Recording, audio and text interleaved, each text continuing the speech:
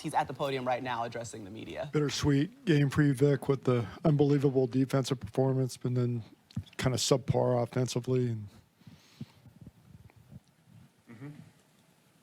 It's an affirmation. That's the question. What was just a bittersweet performance for you, I would think. I mean, that was one of the best defensive performances in playoff history. And then offensively, a little subpar performance. Yeah. What can you do better offensively next time out? Start by making some shots.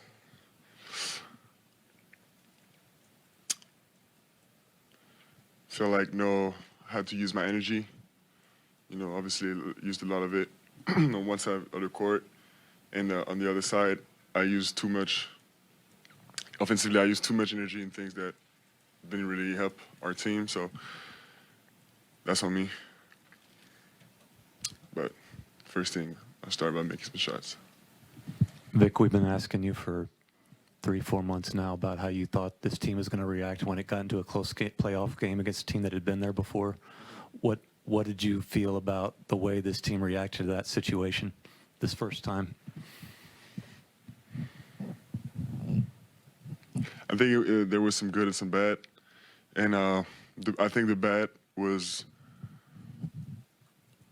as I said, not going to what we know. But I mean, it's a lot on me because obviously my game wasn't good, wasn't feeling good tonight, and that's where the team is going to look for me, you know.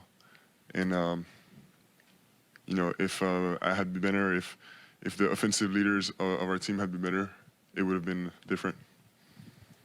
So basically, if everything was different, it would have been different. Yeah.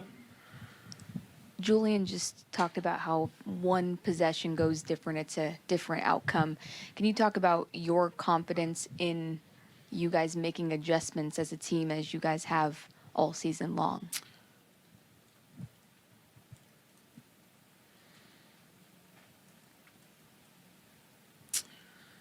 I mean, we're very confident.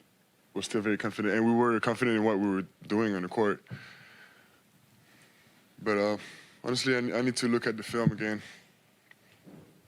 to see a little bit more how the dynamics went, because right now it's a little bit blurry for me. You know, I think I played the last, I don't know, 16 minutes of the game, maybe, I don't know, and it just went by like this, and that's not good. It means I didn't have the grasp on the game that I wish I did.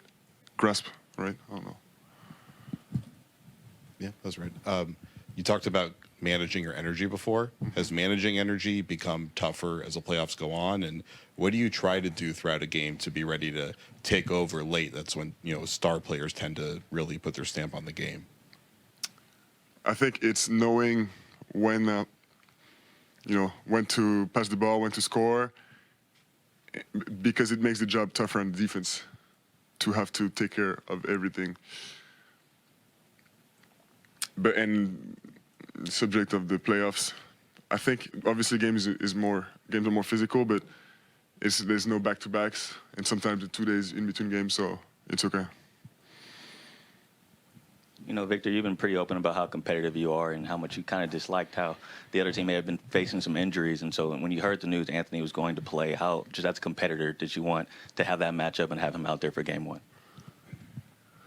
I mean, we approached the game the same way.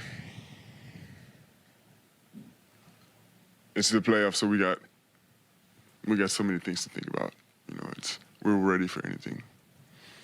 What is it about the physicality of the defense that Minnesota was using that disrupted you guys getting into your sets and running what you guys wanted to run? It was something we expected, and I said before, I would like to look at the game again to see what really was the main problem, because it's easy to know what see the symptoms of it, how it shows up on the stat sheets, on the scoreboard. But I look at the game again. Vic, do you look at the fact that you and De'Aaron combined for just 21 and the fact that you would that's probably not going to happen again in this series, and so that's going to bode well for you guys going forward? Is there a silver lining here to as tough as this one might be?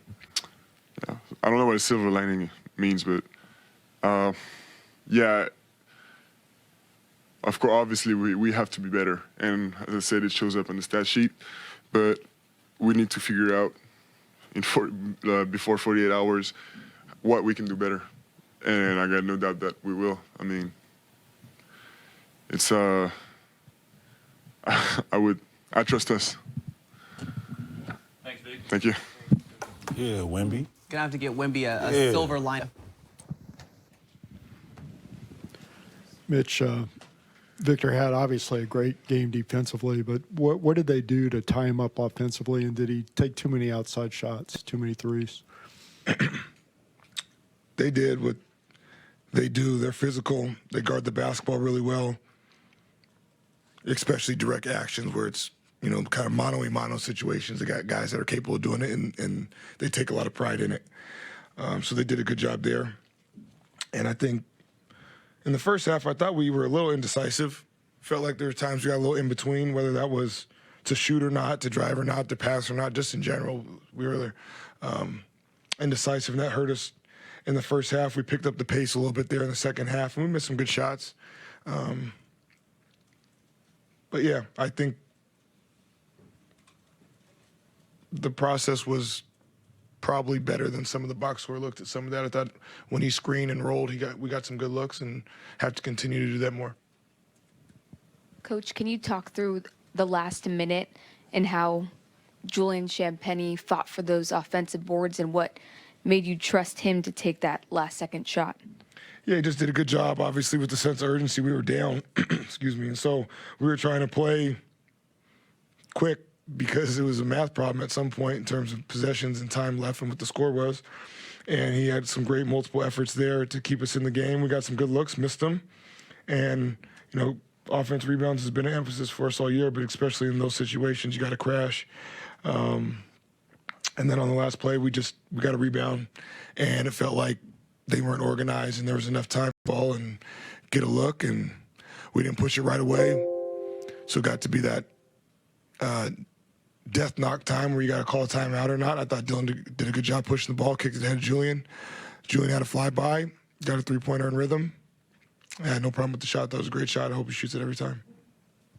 Mitch, you talk about the process being good. How about the process with De'Aaron Fox? Do you need to get him more from him? What do you see from him overall? I thought he missed some shots. The box score says he's 5 for 14, 6 turnovers. So I'm sure in terms of what we're used to from the box score, you'd want more from him. But I have no concern over De'Aaron Fox or Victor Wembanyama's box score. They'll be better. We'll be better for them. We missed some good shots tonight. There's some things that we can do execution-wise that will be a lot better, and sometimes the box score doesn't always show. If we run a play and this guy doesn't get the catch where he's supposed to or doesn't set the proper screen, then that can throw off the equilibrium or whatever you're supposed to have on that play and the way it's supposed to unfold. And so then, someone else may take a tough shot or get a turnover, but there's a lot that goes into that. No different than when Victor rolls. A lot of times he's not the recipient of the pass, but he opens up the whole world for everybody else. So it's the same thing on the other end of the spectrum. So Mitch Johnson and the Spurs